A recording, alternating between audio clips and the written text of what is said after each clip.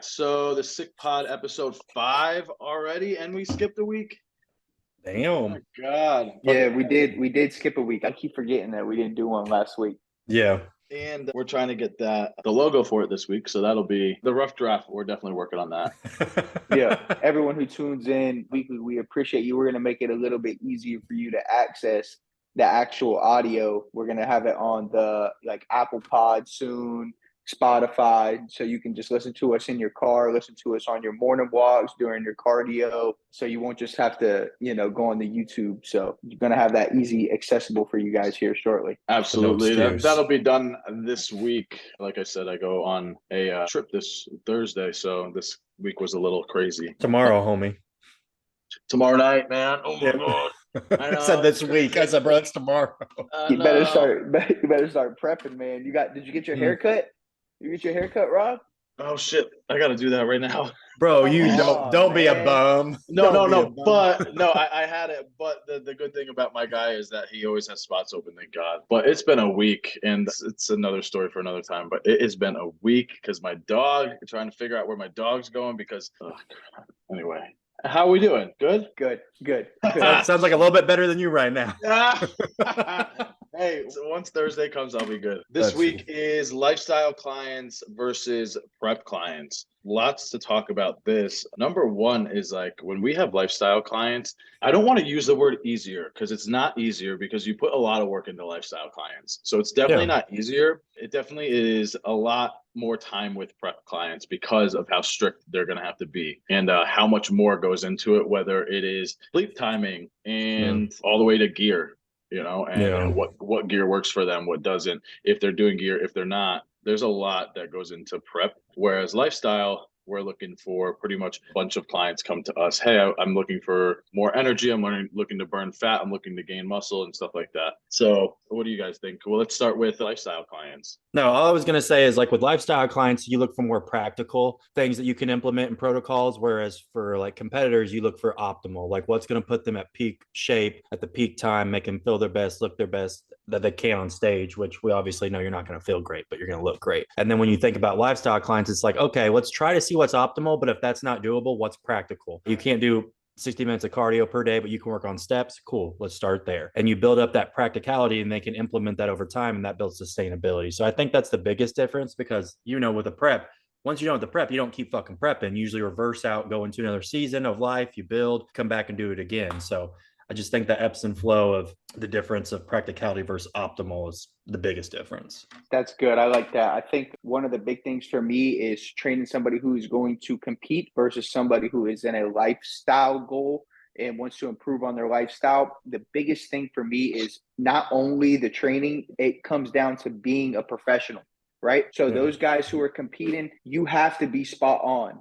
There's none of these, barely any of the things that I do for a lifestyle. I still do my daily check-ins with my lifestyle guys, but the way that I speak to them, the way that I am challenging them is way different than I would actual competitor. The way that they have to train has to be like a professional down to the T. You have to be taking notes on the exact reps that you did not hit, the reps that you got to before you started to get spotted. Versus a lifestyle, I'm really pushing them to just be better every single day. I want them to get 1% better from where they were at. Those guys who are competing, I'm really trying to get them to unlock a whole new type of training in their nutrition. There's no cheat meals unless you're craving to lose. You're not craving cheat meals. Yeah, you might want one, you're not having one. We have to have the goal in mind. Where the lifestyle, if they want a cheat meal, I will give them an extra free meal per se if it's going to implement how they feel, or if they're going out with their friends, I'll allow that, versus somebody who's going to compete. It is so strict. If you want to win, it's just like any sport. You think of these top athletes in the world,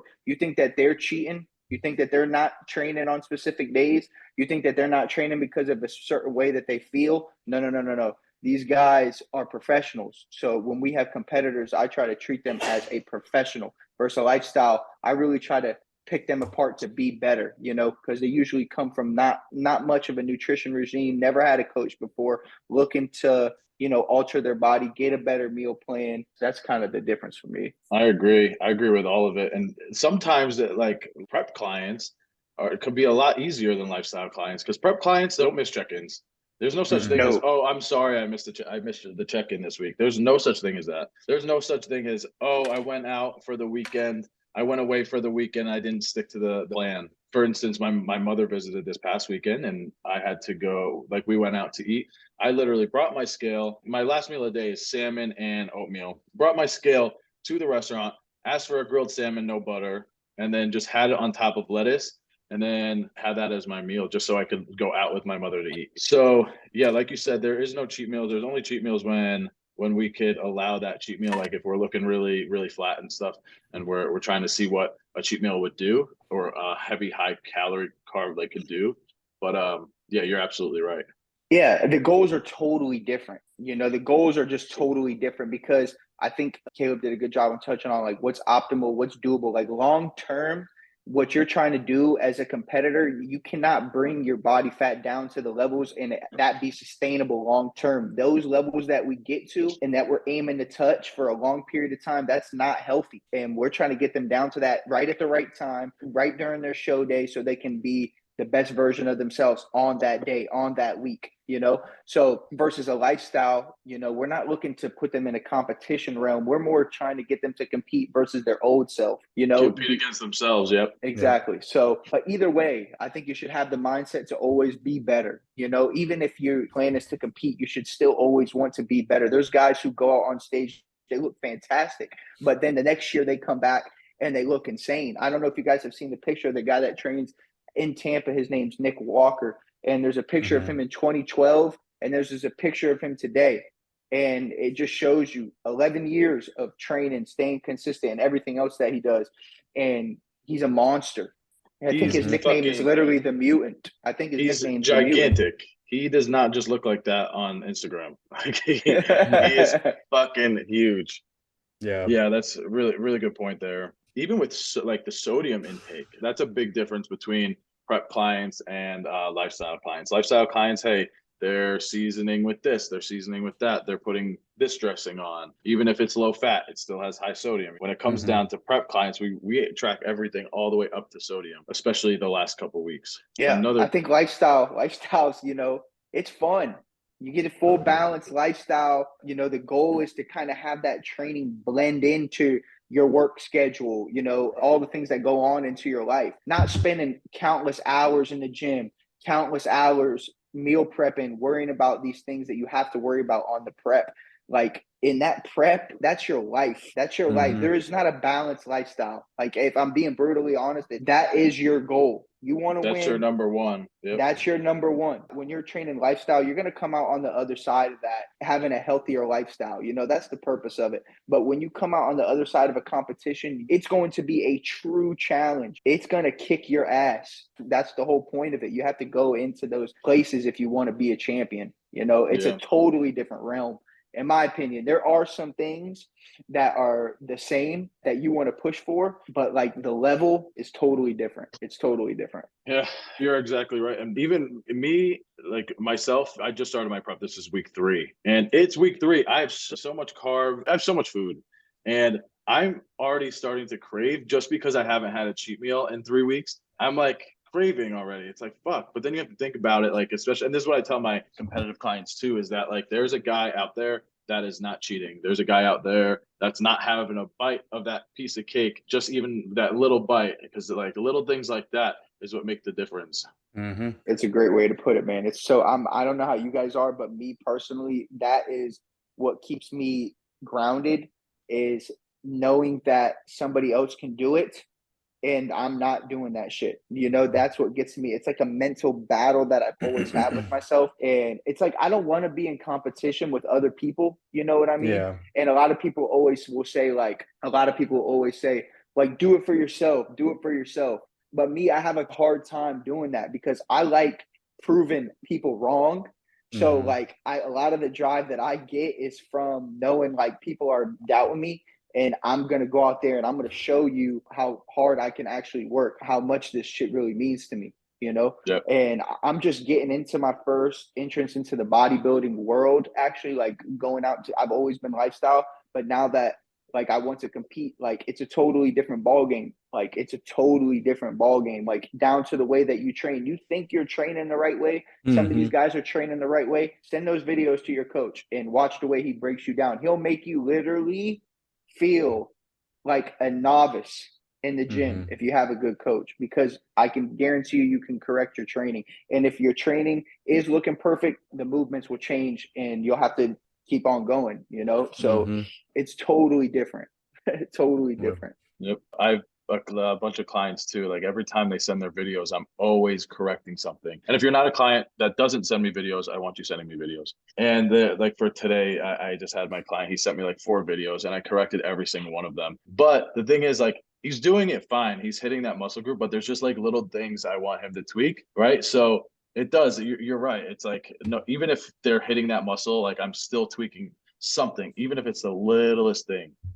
And it's hard on you. It's tough for you as somebody who has to hear that, you know what I mean? But would you rather continue to do something? You want to look at that guy in the gym and be like, yo, even if he's only moving the 75, 80s, like on, let's say, incline dumbbell, you know, bench press. But if he's really controlling that weight, if he's really controlling it, getting the depth, squeezing his biceps up through his chest, contracting at the chest, you're going to look at that guy and be like, yo, he's hitting that perfect. You know that burns versus the guy who's just crushing weight at a fast pace. Like, Robbie, you built up, you know, your strength to a certain point where you can control that weight for that rep and it still looks good. But I know that you've seen people in the gym try to match, you know, that specific weight. They're not even contracting the chest. It's like, they're not hitting that muscle. You're hitting it, you're hitting the weight, but you're not hitting the workout. You're not perfecting that exercise. And like, I know I have plenty of clients who would tell me, hey, I've maxed out on this specific exercise. First thing I ask them, send me a video of you doing that.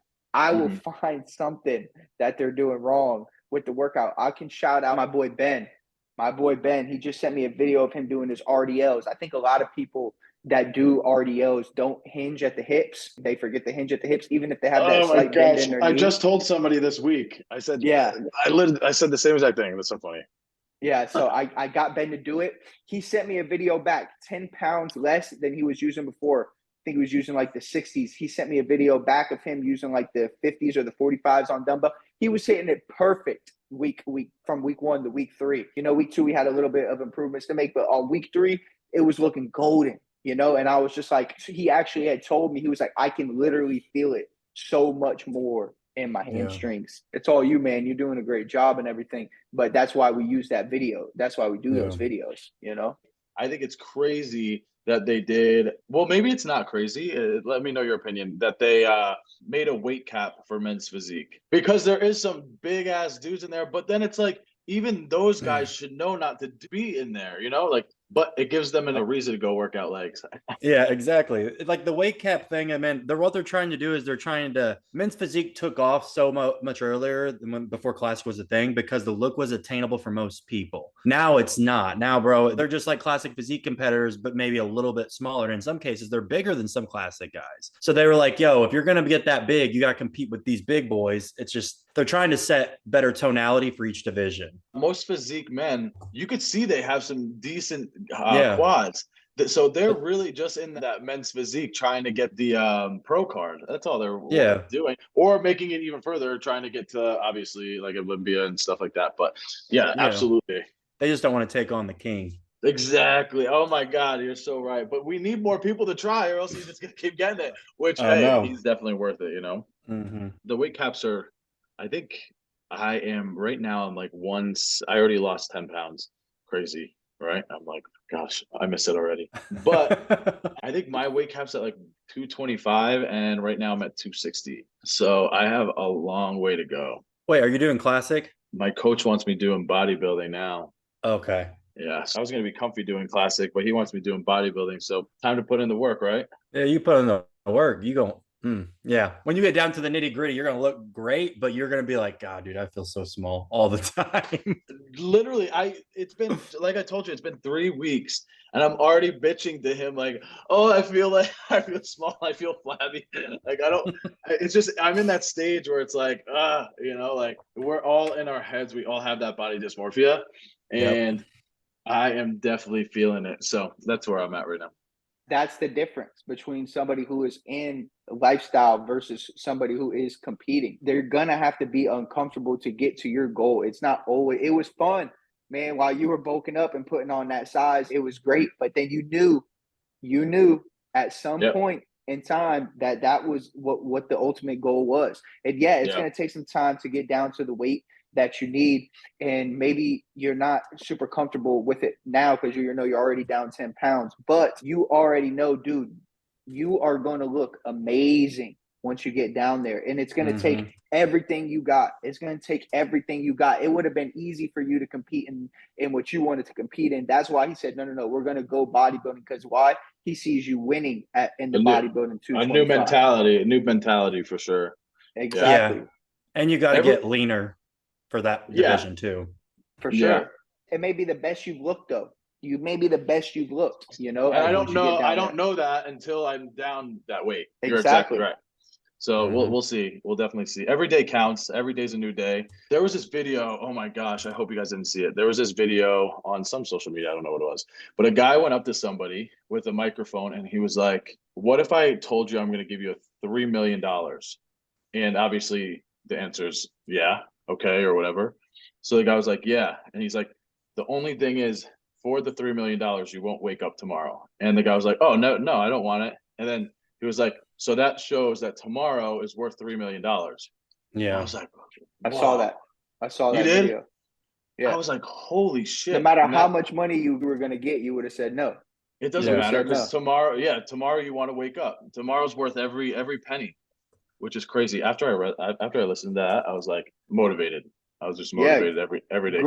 Great way to. I love that. I actually love that. You know, I do. And you guys know me. I'm big on motivation and things like that. And the reason why I love that is because there's too many people who will do the same thing every day. Working 2 jobs like I do, I see so many people just being so okay with being average, coming into work with a Dr. Pepper in hand. A Dr. Pepper in hand. I'm getting in there at 8:30 a.m. Dr. Pepper in hand, you know, and they're looking at me like I'm crazy because I got the lunch pail, the gallon of water.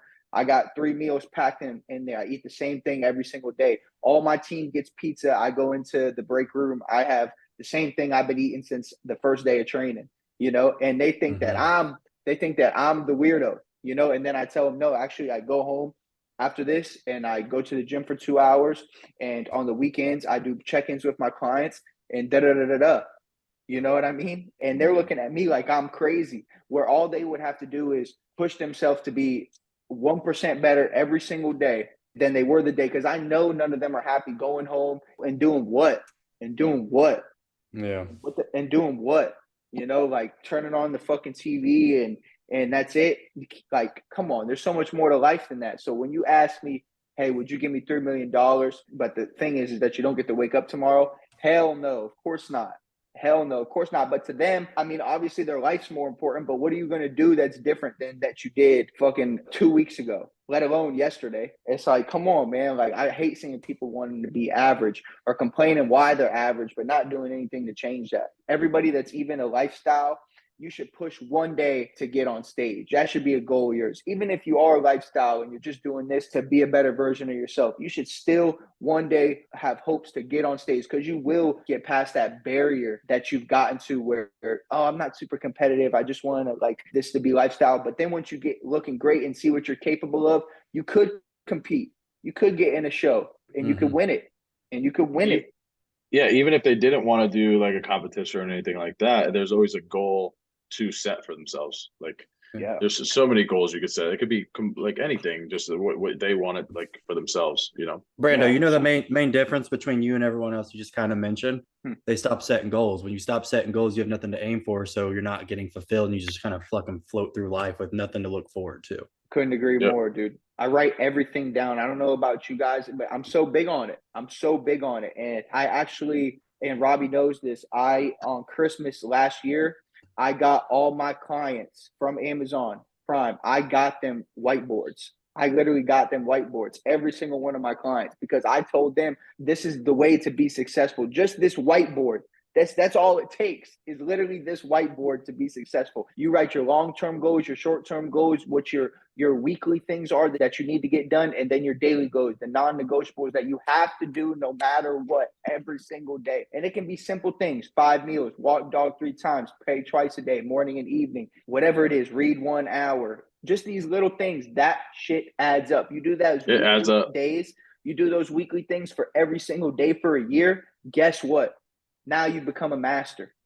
You have a whole different lifestyle. You have a whole different lifestyle. So yeah, but no, I appreciate that, Caleb. And the same goes for both of you guys. Like ever since I've met both of you, started working with both of you. And the reason why we all get along is because there's no complaining. Like everyone's trying to work hard. Everyone's trying to do better. We want to grow the businesses. We're not okay with the size we're at. We want to help more and more people. The success to all three of us means the same thing. It's not about how much money you're making. It's about, hey, how many lives can I change before my time is gone? You know, nothing makes me better. Nothing makes me feel better than getting those texts, lifestyle or competition, saying how worth it is to be doing what they're doing. The competition guys, as you know, they got a lot more questions because they got a lot harder lifestyle to live up to. But it feels really good when you see personally, or even when a client comes back to you like, man, I'm not seeing too many changes. Just this week, Jesse asked me that. He sent a picture of Chris, the client of the week. He said, man, I feel like my progression isn't the same as these guys. And I sent Robbie the picture of him, 174 in both photos. He looked completely different. That's the thing. You always have to look back at that first photo or that first, like, what you were in the beginning. Not even look at what you look like, or just think about what you were doing back then. Going to work, going straight home, chilling on the sofa. Just like the whole lifestyle change. And to be honest, when you did send the side by side, absolutely, he looked completely different. Yeah, 4 months. And I told him, because he's a musician, I told him, I said, for a musician, how long does it take for them to make an album? How long did it take them to build Rome? You know, how long? And I was giving him all these comparisons in the text, and he texted me back and he was like, I really appreciate everything. Like, and I'm telling you, that guy, Jesse, he's one of my most all natural, one of my most freaking dedicated guys, and he doesn't understand how good he looks. And that's how a lot of people feel, just like all 3 of us probably. I always tell Rob when I see him every time, I'm like, bro, you're looking huge. He says, man, I don't feel like it, bro.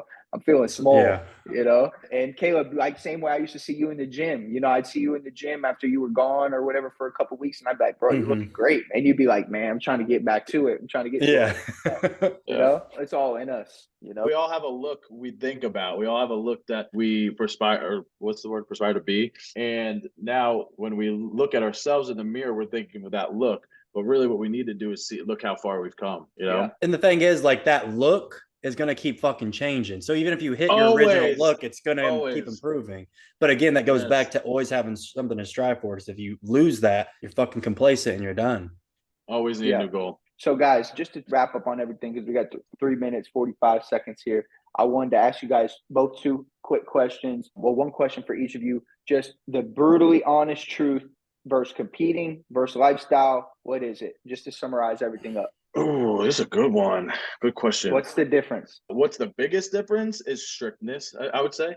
Strictness is one of the biggest differences. And then you go into the little things like gear. That's a really lifestyle clients versus competitive clients. Not all competitive clients do a cycle, but I'm just throwing that out there.